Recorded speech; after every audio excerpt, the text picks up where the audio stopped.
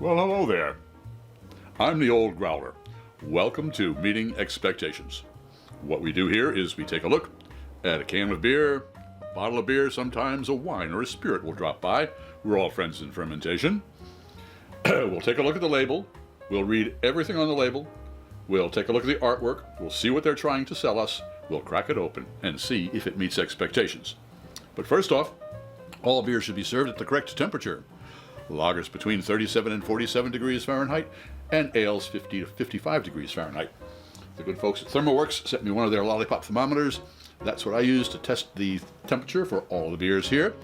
And there is a link in the description box if you are interested. Also, we always use the same style of glassware for all of our tastings. That way nobody has a leg up when it comes to clarity or aromatics. And speaking of aromatics, when we do tastings here, most people, they'll take a look, they'll sniff, they'll sip, and then let you know what they think. Well, I sip first. Why? I'll let wine expert Fred Dax explain it all to you. He does a lot better than I do.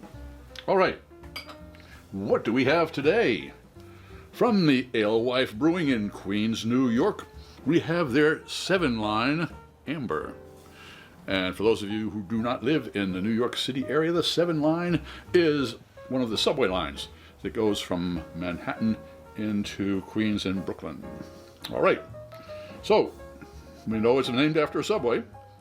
It's got some orange and really kind of a striking looking label. Looks like kind of a sunrise or a sunset. It's got the subway car there. And let's see. Right, it's got the barcode. A government warning that I should not be a pregnant woman or operating heavy machinery if I'm going to drink this. I don't have to worry about either one of those. 5.5% alcohol by volume, 16 ounces. It is brewed and packaged by Alewife Brewing in Queens, New York. Hashtag Alewife Brewing, one word. And it says Shunt, S-H-U-N-T. It has got the seal from the Brewers Association. That is an independent brewer. And that is about it. So, we have an amber. I'm betting it's an amber ale. No doubt about that. Named after a subway, which is kind of a weird thing to do, but that's all right. It's sold $5.99 at the local beer barrel.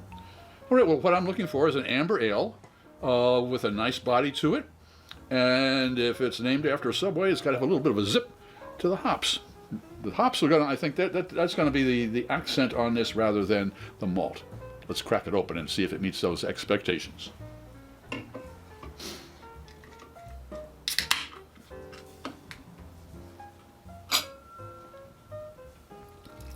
Oh, wow, a nice clear beer. Look at that. That certainly does look like an amber ale. No doubt about that. Oh, wow, that is a beautiful looking beer. And again, the carbonation is just right. It's slowly cruising up through that amber liquid. Oh, that looks beautiful. All right. Let's see what we got here. It is 48 degrees Fahrenheit. So 47. So it is right where it's supposed to be, 37 to 47 degrees. Oh, well, this is an ale, so it is a little bit cool. Let me put it that way. It's a little bit cool. All right, well, a cool, refreshing amber ale. Let's see if it meets those expectations. Cheers.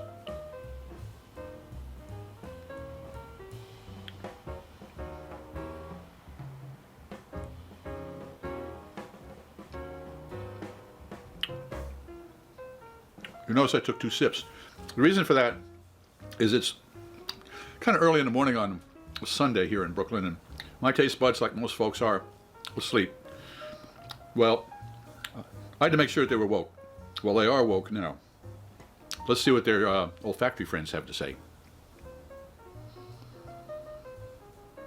Roasty grain, that is for sure. That is a nice roasted grain, a nice malty roast. Oh boy, that really is. That comes right off the nose, that is for sure.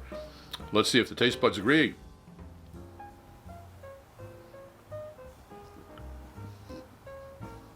Oh yes, they do.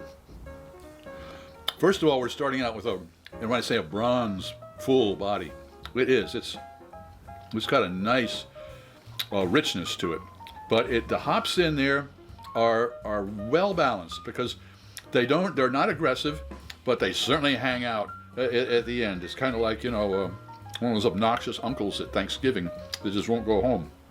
Well, this isn't an obnoxious uncle, but this is just an uncle that won't go home. One more sip. That's a nice one. Or it does. Alewife Brewing, 7-line amber. Meet expectations? Certainly does. If you enjoyed this presentation, please click on the subscribe button and the bell. That way you won't miss any of our presentations. A comment would be appreciated, and a thumbs up would be great, and share us with all of your beer friends. I'm Pete LaFrance, the Old Growler, hoping all of your beers meet expectations.